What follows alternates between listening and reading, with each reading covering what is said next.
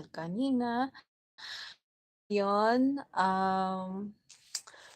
you're in Bedtime Motivation, Wonder Girl PH or GBK Plus. And we're reading Atomic Habits. So, nasa chapter 5 na tayo.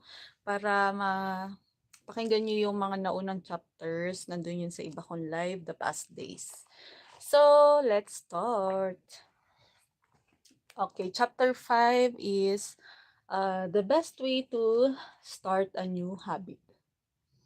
In 2001, researchers in Britain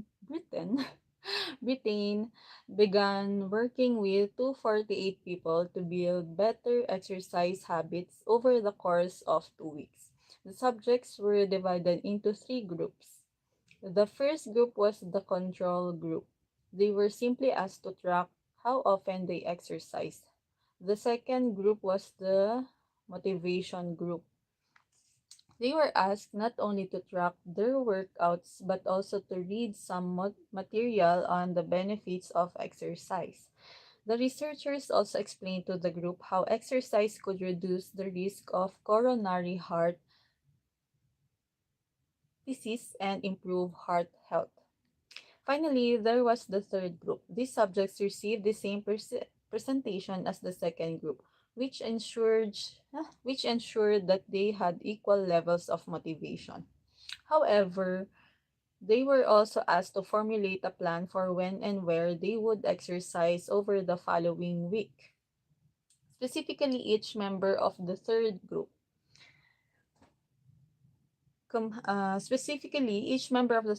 completed the following sentence. During the next week, I will partake in at least 20 minutes of vigorous exercise on day, at time, in place. In the first and second groups, 35 to 38% of people exercised at least once per week. Interestingly, the motivational presentation given to the second group seemed to have no meaningful impact on behavior. But 91% of the third group exercised at least once per week, more than double the normal rate.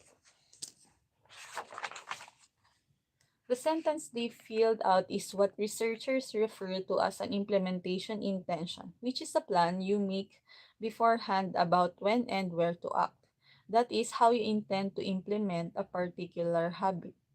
The cues that can trigger a habit come in a wide range of forms. The feel of your phone buzzing in your pocket, the smell of chocolate, chocolate, chip cookies, the sound of ambulance sirens.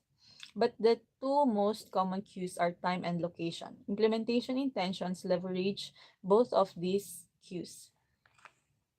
Broadly speaking, the format for creating an implementation intention is when situation X arises, I will perform response Y.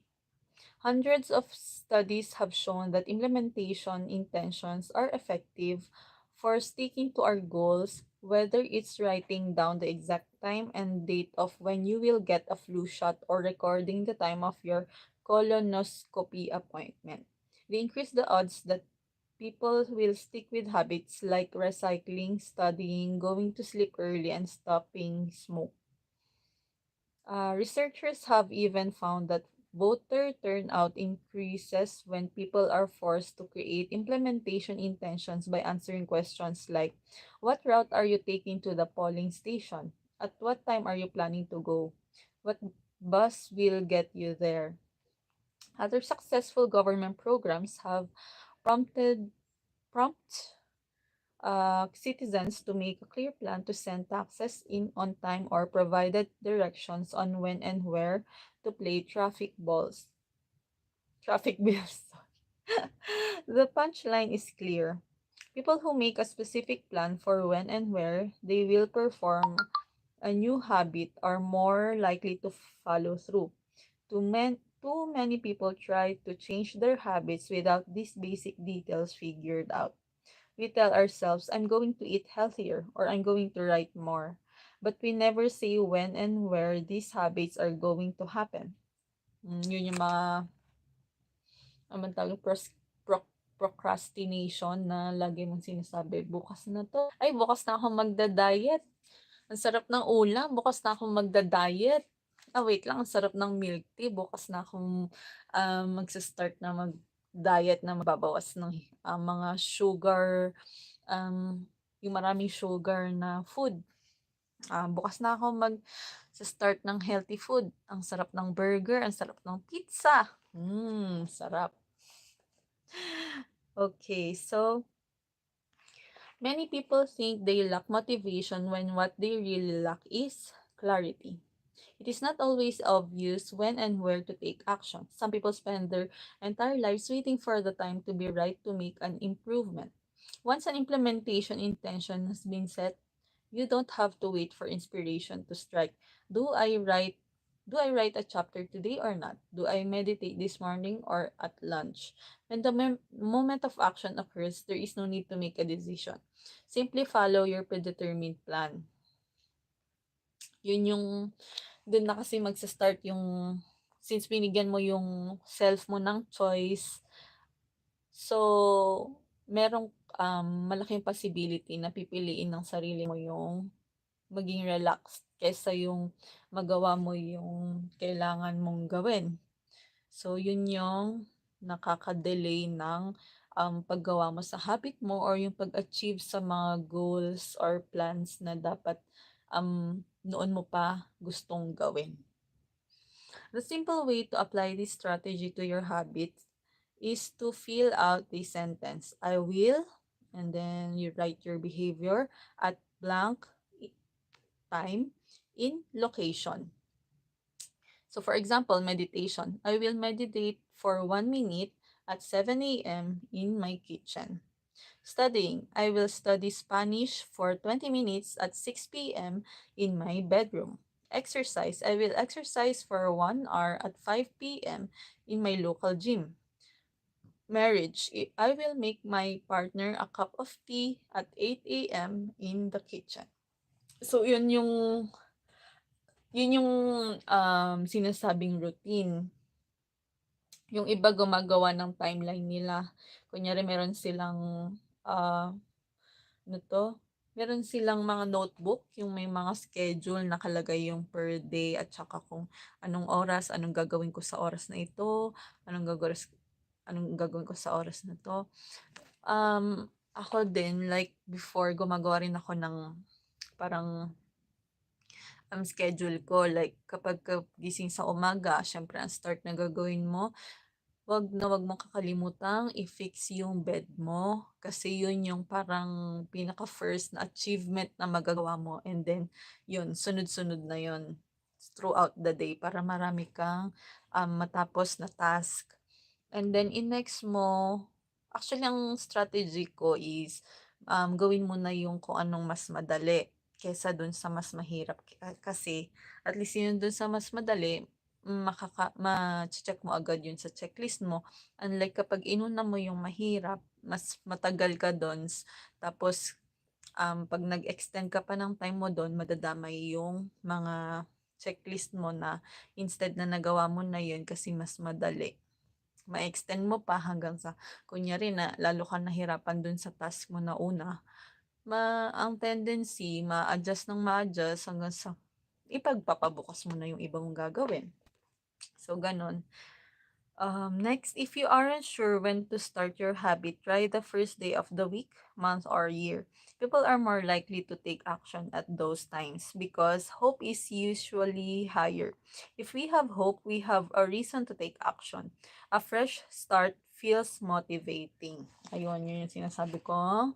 Dapat ayusin yung pinakauna mong gagawin paggising sa umaga, pagtayo mo, pagbangon mo sa kama mo, ayusin mo yung kama mo kasi yun na yung pinaka first na achievement mo for each day. There is another benefit to implementation intentions. Being specific about what you want and how you will achieve it helps you say no to things that derail progress, distract your attention, and pull you off course. We often say yes to little requests we are not clear enough about what we need to be doing instead. When your dreams are vague, it's easy to rationalize little exceptions all day long and never get around to the specific things you need to do to succeed. Give your habits a time and a space to live in the world. The goal is to make the time and location so obvious that with enough repetition, you get an urge to do the right thing at the right time, even if you can say why.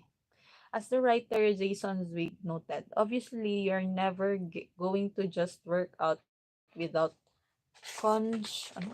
conscious thought. But like a dog salivating at the bell, maybe you start to get antsy around the time of day you normally work out.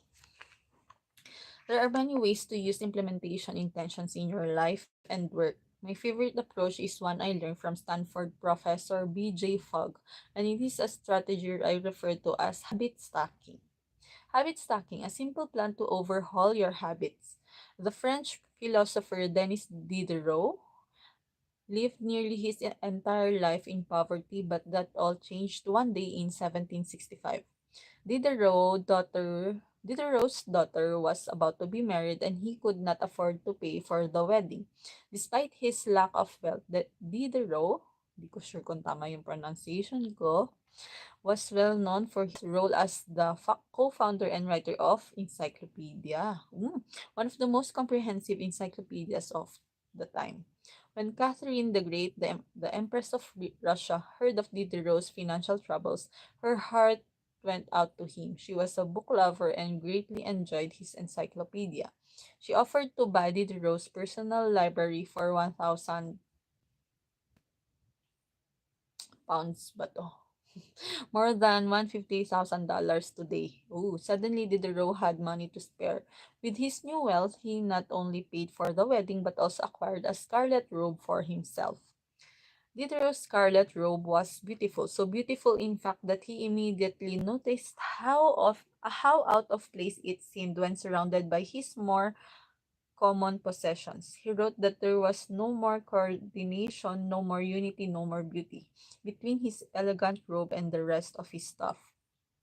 Diderot soon felt the urge to upgrade his possessions. He replaced his rug with one from Damascus. He decorated his home with expensive sculptures. He bought a mirror to place above the mantel and a better kitchen table. He tossed aside his old straw chair for a leather one. Like falling dominoes, one purchase led to the next. Diderot's behavior is not uncommon. In fact, the tendency for one purchase to lead to another one has a name, the Diderot effect. The Diderot effect states that obtaining a new possession often creates a spiral of consumption that leads to additional purchases. Ay, siya palang father ng budol. So alam niyo na guys, ang father ng budol ay si Diderot. Para ma-search nyo kung sino siya, sasabihin ko yung spelling kasi hindi ko sure kung tama yung pronunciation ko. Diderot. Diderot.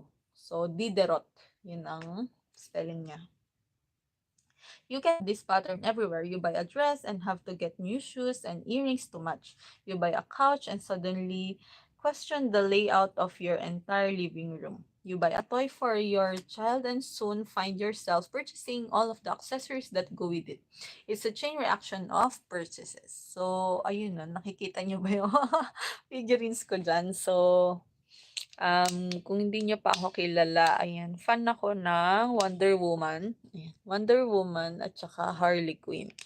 So, yun yung nasa kabilang side, yung si Harley Quinn. So, yun na, yung mga nasa baba, mga chibi toys ng Wonder Woman, Harley Quinn. Tapos, yun, from McDo, yan. Tapos, ewan ko kung nakikita niyo yan. Pati yung galing, pati yung laruan ng McDo, pinatulan ko na. Ewan ko, hindi sayang. Kasi nanghihinayang ako dito yun, no, yung, ewan ko wala yata talagang Harley Quinn yan. Pero ito kasi wala, ito is si Batgirl yan. Nakikita nyo ba? Tinatamad akong kunin pa sa dyan. Pero si Batgirl yun. Yun na yung kulay purple. Pero since kamukha, ang kukunin ko kasi dapat doon is si Wonder Woman. Syempre si favorite Wonder Woman na to eh.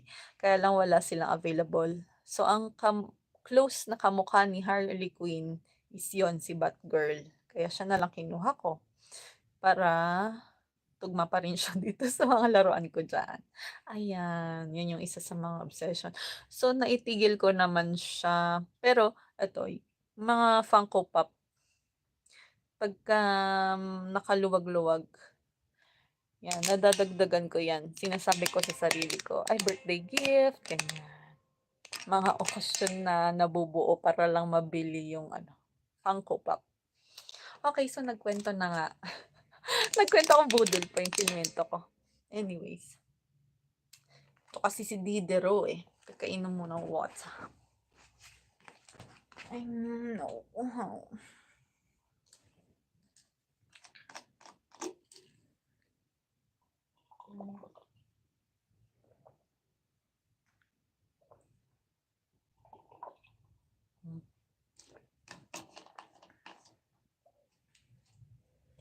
Okay, let's proceed. Ay, ito pa pala yung isa kong obsession. Si Stitch. Ayan. Si Stitch. Hello. Tapos, asan eh? Ito. Meron akong rare na Stitch. Wala kayo dyan. Cute, cute. Hello. Rare yan. Disney. Charis. Mind nyo na. Joke. Diyan ka lang. Yeah, si Stitch. Okay. Okay. Saan tayo? Okay. Habit stacking. A simple plan to overhaul your habits. The French philosopher Denis... Ay! Tapos ko na yata yan. Tapos ko na yun. Many human behaviors follow this cycle. You often decide what to do next based on what you have just finished doing. Going to the bathroom leads to washing and drying your hands, which reminds you that you need to put the dirty towels in the laundry. So you add laundry detergent to the shopping list and so on. No behavior happens in isolation. Each action becomes a cue that triggers the next behavior. Why is it this important? When it comes to building new habits, you can use the connectedness of behavior to your advantage. One of the best ways to build a new habit is to identify a current habit you already do each day and then stack your new behavior on top. This is called habit stacking. Wait lang. Nag may naalala lang ako. Yung regarding dun sa yung nag-wash ka ng hands, tapos magda-dry, tapos nakita mo yung dirty towels, tapos bigla kang naglaba, tapos nakita mo wala kang detergent, so isusulat mo sa shopping list mo. So yun, hindi ko alam kung kayo din na-experience nyo yun na ano, kunyari, yung feeling nyo, na pagod ka for the day, pero pagka na-realize mo, ay wala akong natapos within the day, pero pagod na pagod ako. Ay nako, uso 'yan ngayon kasi ewan ko bakit sobrang parang feeling ko ang short ng time. Feeling ko, ang bilis ng oras talaga. Kasi ang nangyayari usually, hindi ko alam kung na-experience niyo, kunyari ako, 'di ba nag-coffee akong ganyan, so nakita ko walang laman yung, coffee mate at sugar, so magre-refill. Tapos nakita mo magulo yung cabinet na pinagkuhanan mo nung, stocks mo ng coffee at saka ng sugar. So, aayusin mo yun. Tapos nakita mo wala na namang laman yung sauce at saka ketchup mo. So, ire-refill mo yung stocks mo. Tapos nakita mo wala ng kape. So, isusulat mo yun sa grocery list mo. So, pupunta ka sa kwarto tapos makikita mo may magulong part dun sa kwarto mo.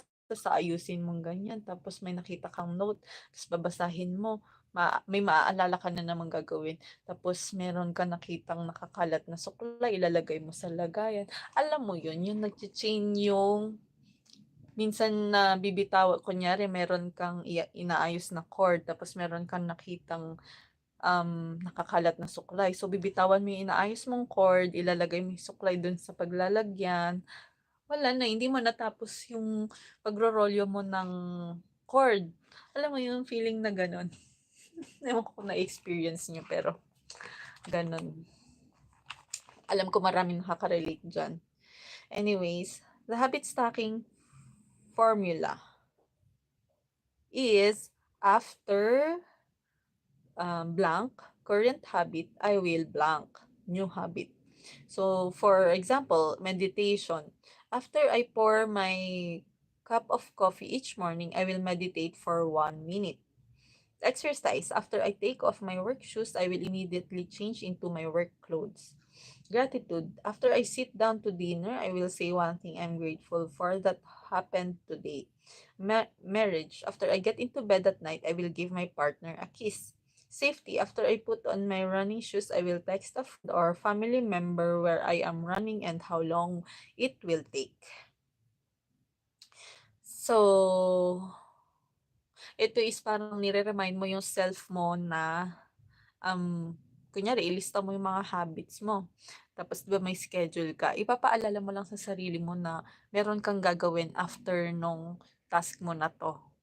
Para hindi ka, kalat-kalat na kunyari, may ginagawa ka, tapos meron biglang nag-text sa'yo na nagre-request ng ganito.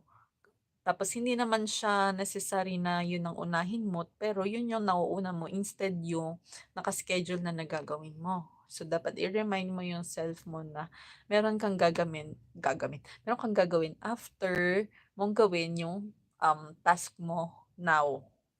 Ganun. The key is to tie your desired behavior into something you already do each day. Once you have mastered this basic structure, you can begin to create larger stacks by chaining small habits together.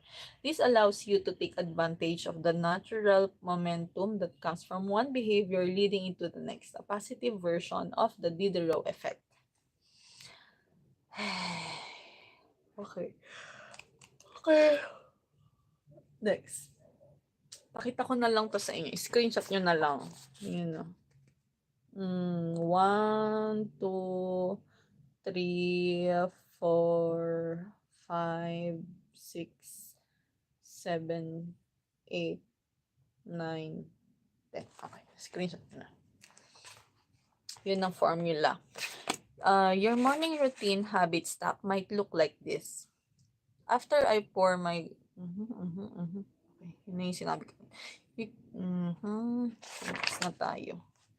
No matter how you use this strategy, the secret to creating a successful habit stack is selecting the right cue to kick things off.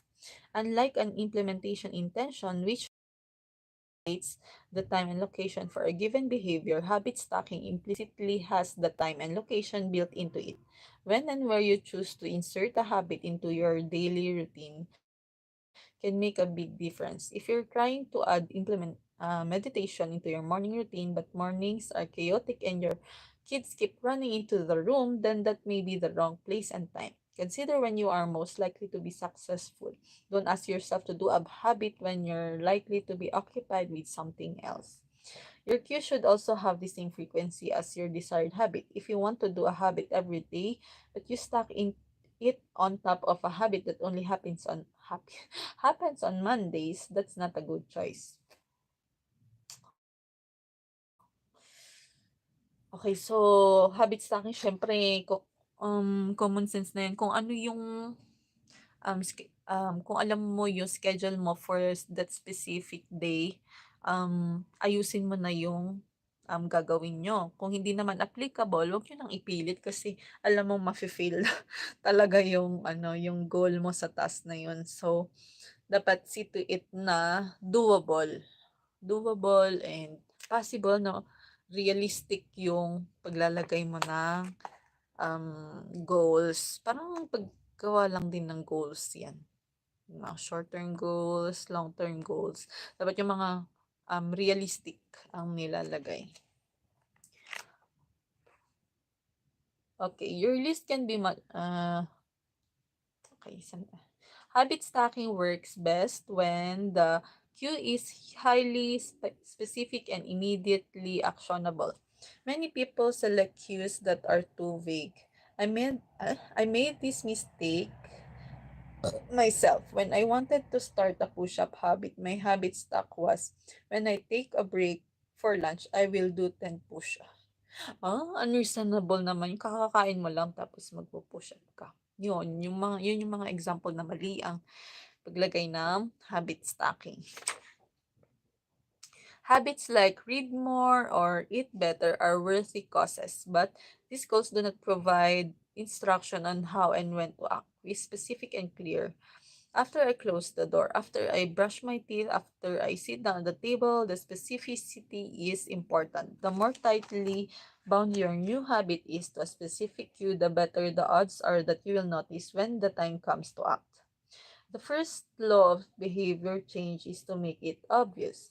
Strategies like implementation, intentions, and habit stacking are among the most practical ways to create obvious cues for your habits and design a clear plan for when and where to take action. The first law of, chapter summary na. The first law of behavior change is make it obvious. The two most common cues are time and location. Creating an implementation intention is a strategy you can use to pair a new habit with a specific time and location. The implementation intention formula is I will behavior at time in location. Habit stacking is a strategy you can use to pair a new habit with a current habit. The habit stacking formula is after current habit, I will new habit. Okay. So we're done with chapter 5. So I think stop na rin natin para per chapter ang ating live episodes. Okay, thank you guys for joining me tonight. So, i-check ko pa kung kaya pa natin mag next chapter. Okay. So, abangan nyo na lang ang aking next live. Thank you! Bye!